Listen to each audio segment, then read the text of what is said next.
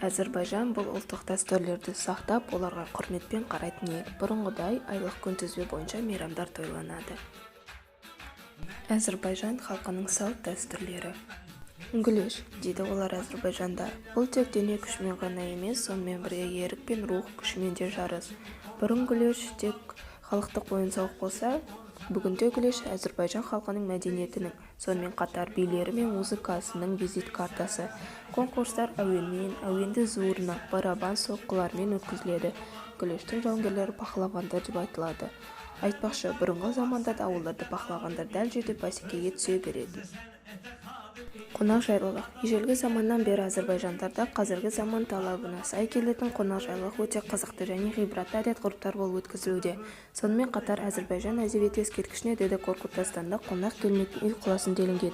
Ерекше маңызды қонақтарды қарсы алу үшін арнайы рәсім бар. Қонақты қарсы алу үшін адамдар белгілі бір жерге жиналады. Олар екі топқа бөлінеді. Оның бірін ақсақалдар басқарады. Олар сыйлық алып келеді. Мемлекеттік қызметкерлерден, халық әншілерінен және музыканттардан тұратын екінші топ бірінші топтың артында жүреді. Бәрі ұлттық киімдерді киіп жүреді. Әзербайжан халқының ұлттық тағамдары өте көп. Мысалы, чехотма. Келесі видеоға назар аударуларыңызды сұраймыз. Біз сынып жетекшімізбен Әзербайжандардың ұлттық тағамдарының бірі чехотманы жасауды шештік. Сіздерге рецепт керек болады деген ойдамыз.